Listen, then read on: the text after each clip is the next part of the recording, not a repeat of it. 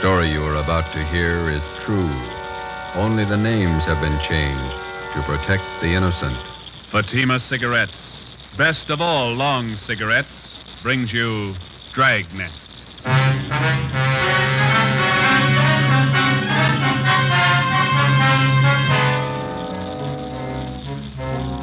You're a detective sergeant.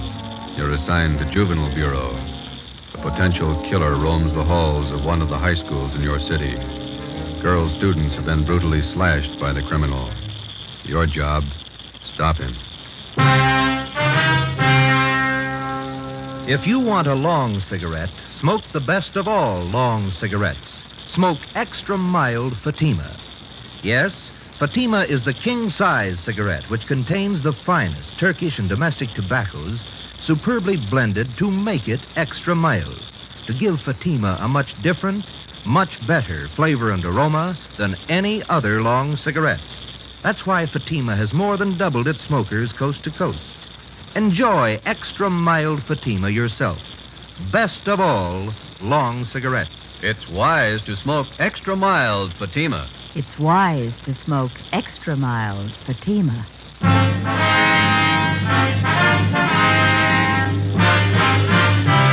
Dragnet, the documented drama of an actual crime.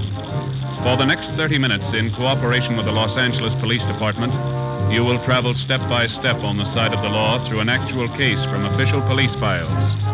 From beginning to end, from crime to punishment, Dragnet is the story of your police force in action. It was Thursday, November 4th. It was windy in Los Angeles. We were working the day watch out of Georgia Street Juvenile Bureau. My partner's Ben Romero. The boss is Captain Bowling, Commander Juvenile Division. My name's Friday. It was 2:45 p.m. when we got to Charter High School. Main entrance. Which way, Joe? I don't know. We can ask this boy. Hey, son, Yeah? where's the principal's office? Straight down the hall. Last door on the left. Thank you. What's all the noise about? Football rally. We're playing Piedmont today. Probably lose. Can't beat confidence like that.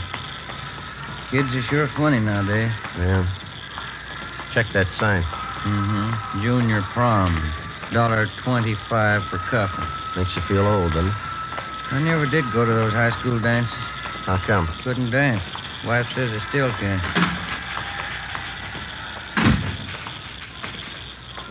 Yes, sir? Like to see Mr. Chase? Could I have your names, please? Romero and Friday. Oh, yes, he's expecting you. You can go right in. That door there. Thank you, ma'am.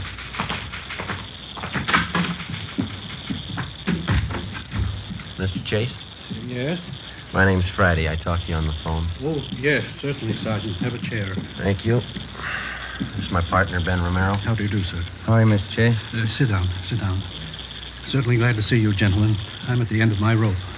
Would you mind briefing us, Mr. Chase? How did all this trouble start? I don't know how it started. I don't know why. But here's the result, Sergeant. This dress, bloodstains on it. Mm-hmm. What's the story?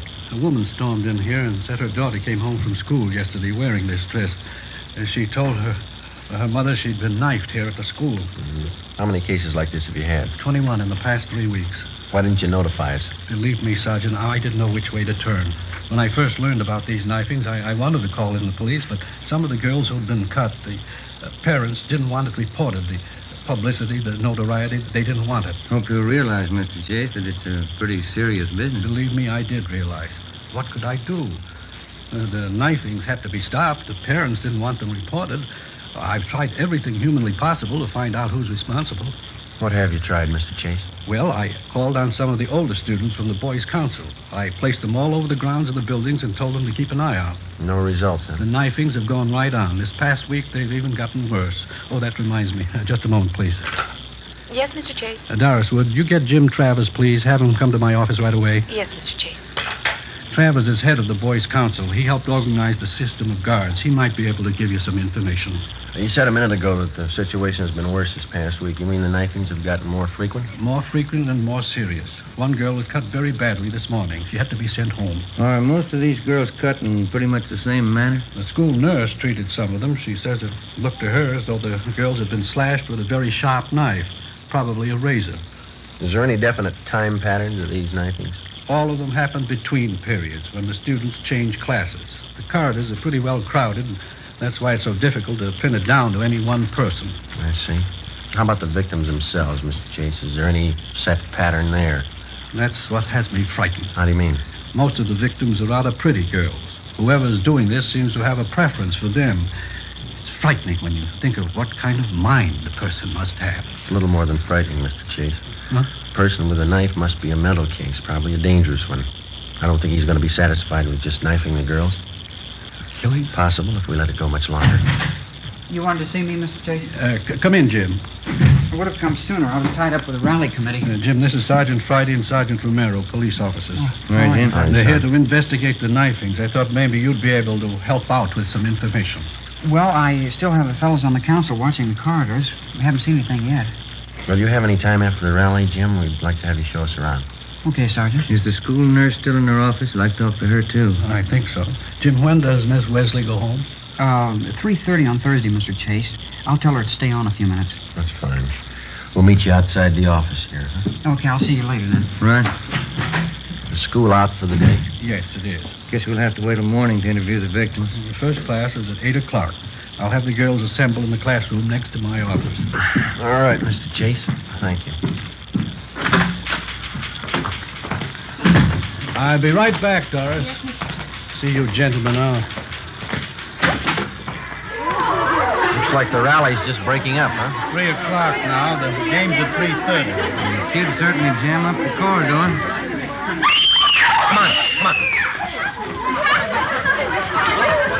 Let us through here. Let us through, please. All right. The rest of you go about your business. Go on now. What's the matter, young lady? What's the trouble? Patty Larson, she's fainted. What's the matter with her? Look at her dress. It's covered with blood.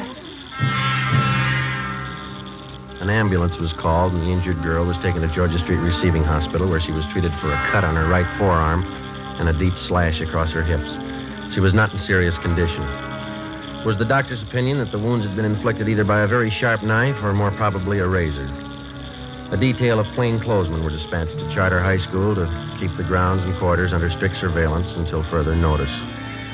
At 7:30 the next morning, policewoman Lorraine Jensen, Ben and I met at the high school with Principal Chase and Jim Travers, the head of the boys' council. By 9 a.m., all of the 21 knifing victims were assembled in one of the empty classrooms. Policewoman Jensen outlined our plan of questioning. May I have your attention, please? This isn't going to take very long, girls, but I will have to ask you to cooperate with us.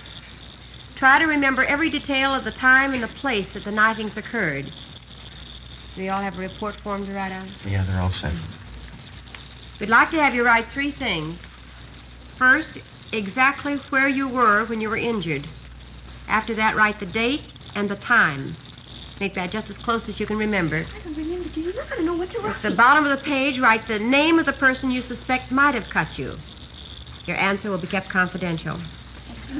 Please don't compare notes with the girl next to you. We want your version, not your neighbor's. Sergeant, Yep, Travis? 5-minute warning bell. Yeah, okay. All right, Yeah, Joe. there's a recess coming up. We want to check the quarters. Can you make out alone for a little while? Sure, you two go ahead. We can check the slips when you get back. Right, let's go, Ben. Yeah.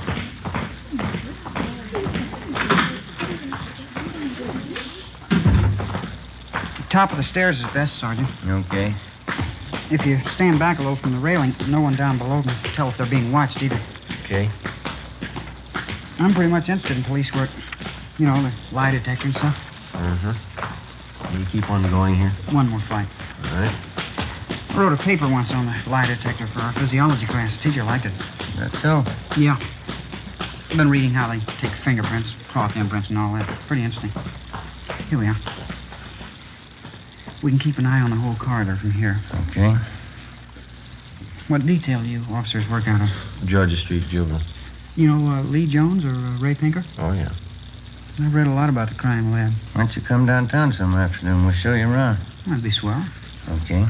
Must be interesting, meeting all kinds of people, watching how they behave, you know. Yeah, it's interesting. During the recess, while the students moved from classroom to classroom, we kept the main quarter under close surveillance.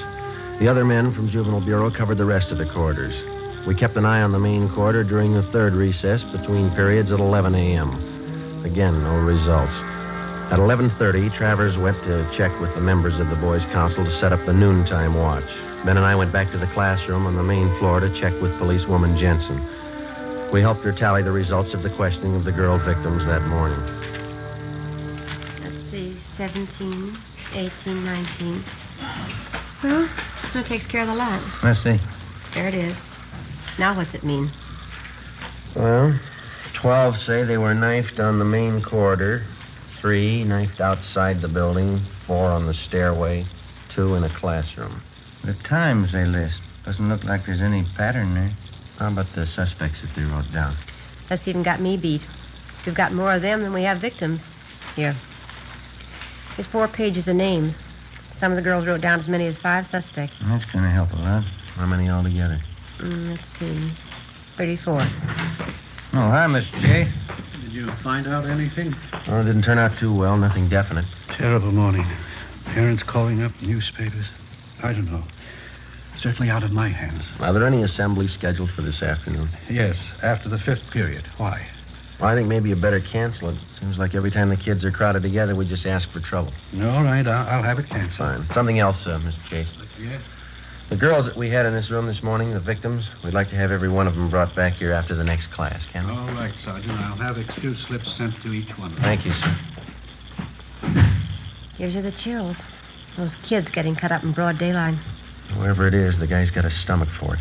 How do you know it's a guy? It's as good a guess as any.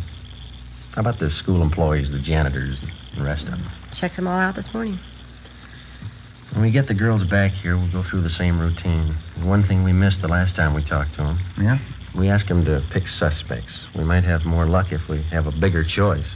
Well, how do you mean? Well, instead of asking them to pick out somebody, we'll tell them to list the names of every person who was around them or near them when they were cut. It might work if we can spot a couple of repeats on the list. Sergeant, they want you downstairs. Hurry. Come on, Ben. What's the matter? It's terrible, terrible. I found her. You found who? Betty Price. Where? Downstairs, unconscious. I'm afraid. What do you mean you're afraid? I'm not sure she's alive. We located the unconscious girl in a corner of the basement near the rear entrance to the girls' locker room. She'd been cut severely about the face and arms. At Georgia Street Receiving Hospital, she was given an immediate blood transfusion.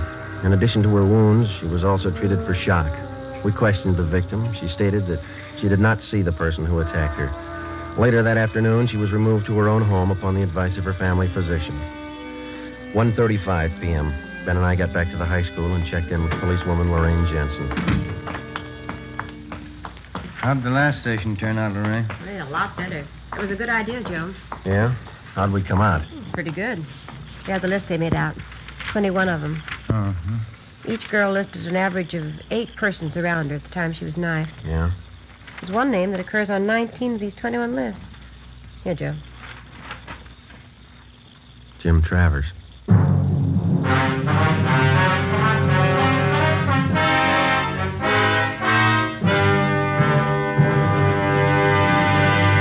You are listening to Dragnet, the case history of a police investigation presented in the public interest by Fatima Cigarettes. If you smoke a long cigarette, it will be in your interest to listen to a typical case history of a Fatima smoker. It's the case of Mr. Frank Fenton, well-known author and Hollywood screenwriter. This is his actual signed statement. When a writer gets absorbed in his work, he loses track of time, smokes more than usual. And this happens often to me. As a result, I appreciate a mild cigarette. Fatima is extra mild. I agree it's wise to smoke extra mild Fatima. And so do more and more smokers every day. Actual figures show extra mild Fatima has more than doubled its smokers coast to coast. So enjoy extra mild Fatima yourself. The king-size cigarette, which contains the finest Turkish and domestic tobaccos, superbly blended to make it extra mild. You will prefer Fatima's much different, much better flavor. You will agree. It's wise to smoke extra mild Fatima. It's wise to smoke extra mild Fatima. The best of all long cigarettes.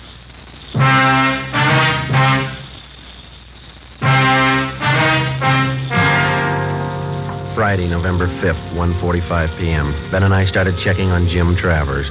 In the registrar's files, he was listed as James Kirkland Travers, 17 years old. He was a well-known, popular student. He was a fine athlete. He was from a well-to-do family.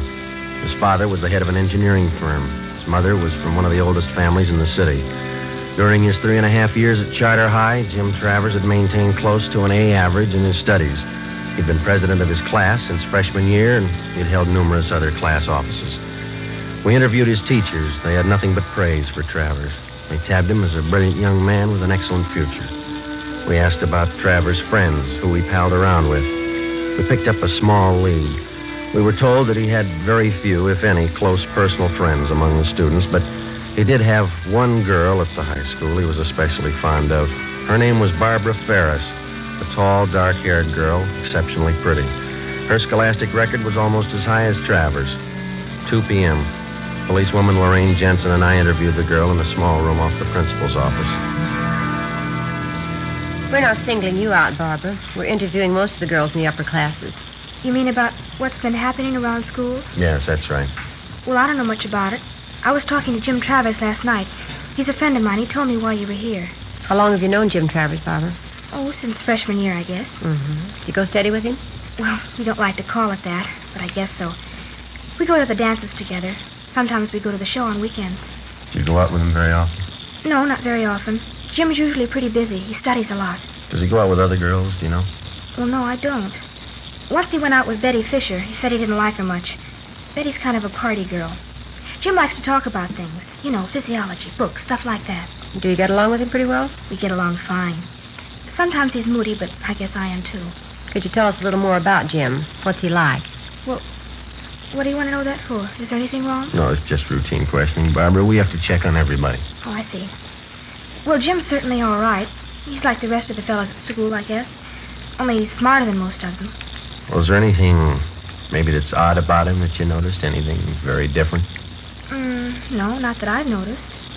He's always been pretty bashful, up until this last year anyway. He's still that way sometimes when we go out on dates. How do you mean? How is he bashful? You know, about girls and things. He's always nice, though. He's not always thinking about necking and stuff like most of them. You mean he's not the romantic type? Well, he can be romantic when he wants to.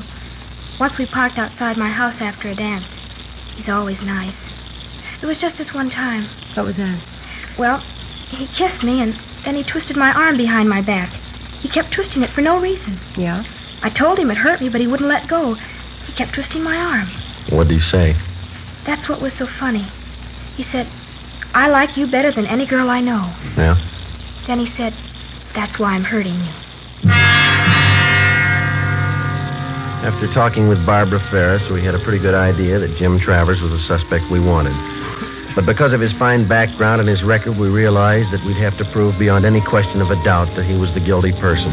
We had only one thing to go on besides the information Barbara Ferris had given us. During the morning recesses, when Travers was with Ben and I was watching the corridors, not one knifing took place.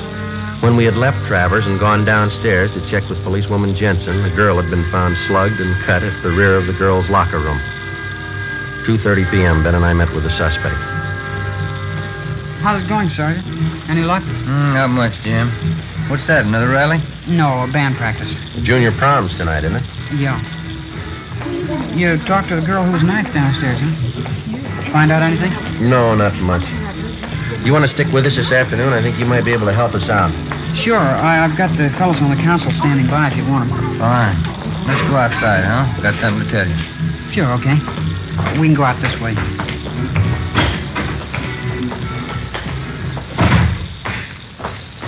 I certainly appreciate your letting me tag along. Hope I can help you.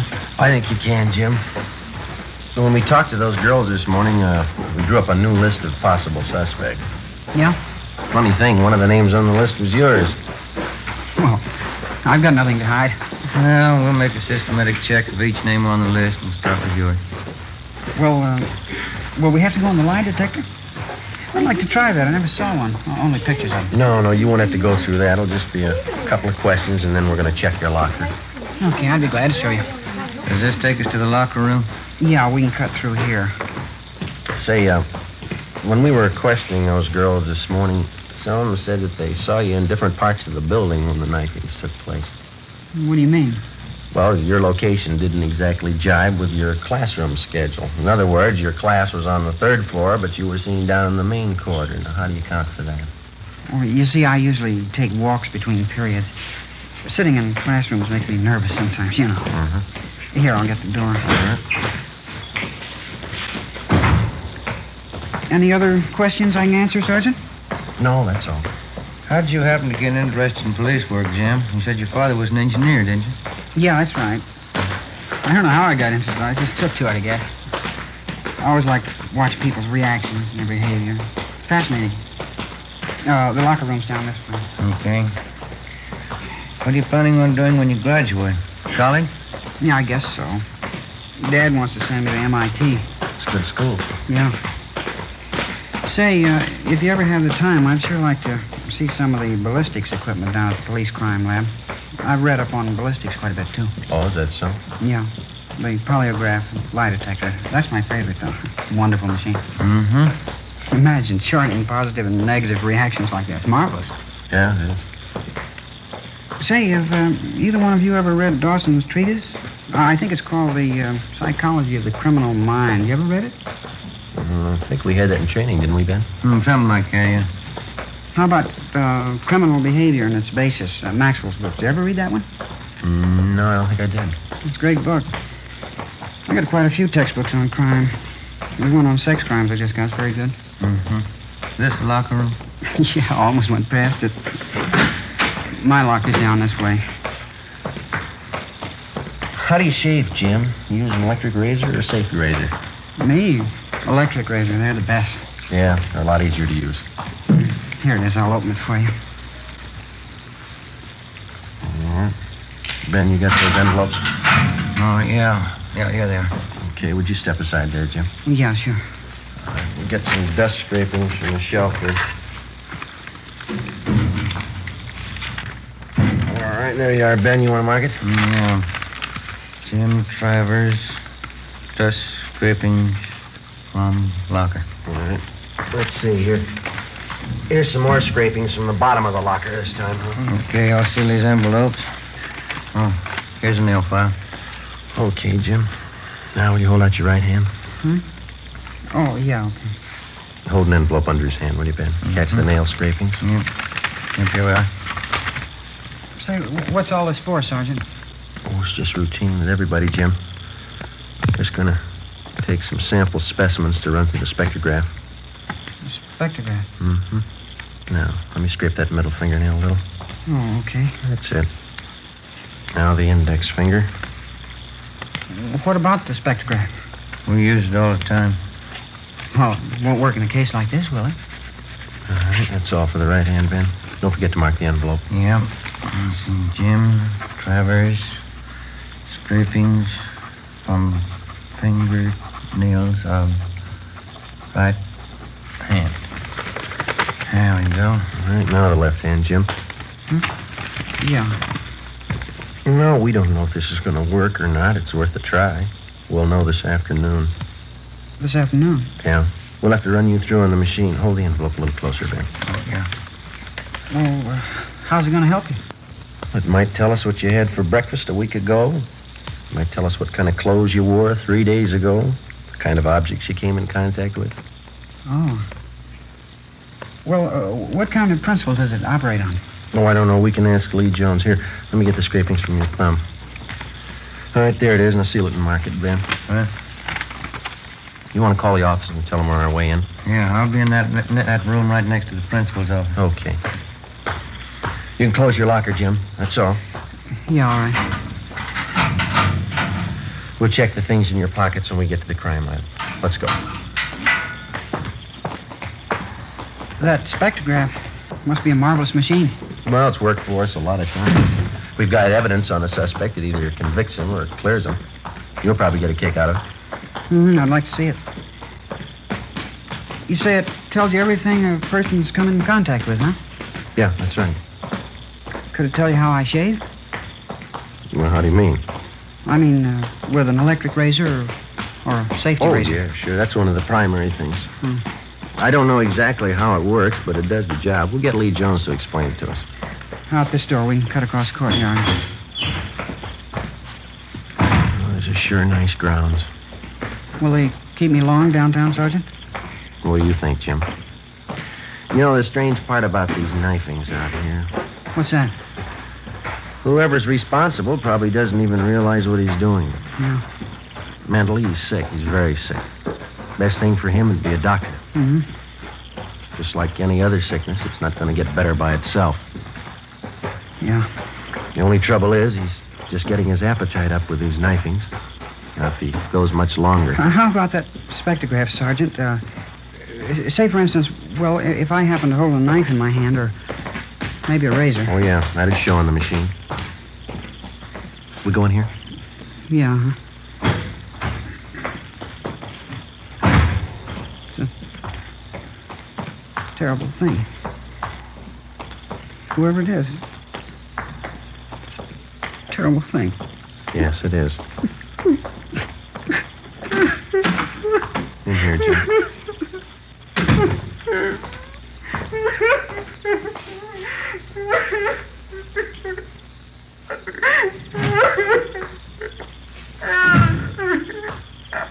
Joe, how's it going? I think he's ready to tell us. Hope so. I expect the graph won't. All right, son, you want to tell us about it now? I couldn't help myself. I had to do it. I had to. I couldn't sleep. I couldn't study unless I did it. I couldn't help myself. You're responsible for all the knifings, are you?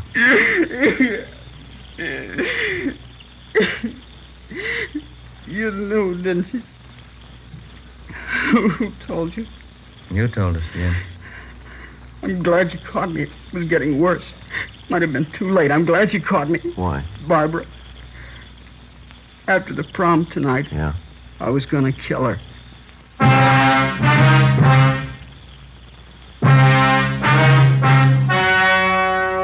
The story you have just heard was true.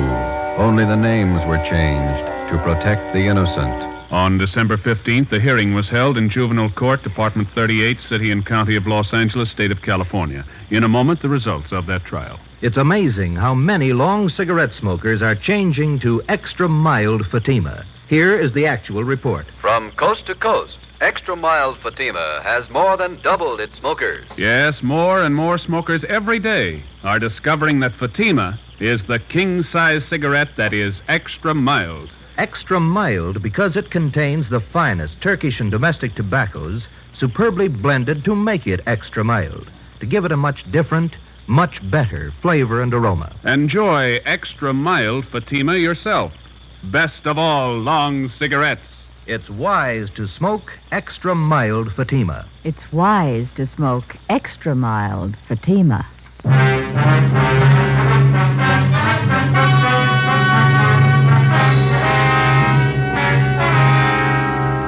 17-year-old James Travers was examined by court psychiatrists who found him to be one of the most dangerous mental cases they had ever examined.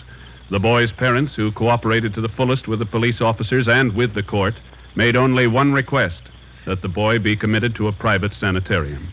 James Travers is now under confinement at that sanitarium for an indefinite period of time. You have just heard Dragnet, a series of authentic cases from official files. Technical advice for Dragnet comes from the Office of Chief of Police W.A. Wharton, Los Angeles Police Department. Fatima Cigarettes, the best of all long cigarettes, has brought you Dragnet from Los Angeles. Screen Directors Playhouse presents a Damon Runyon story tomorrow on NBC.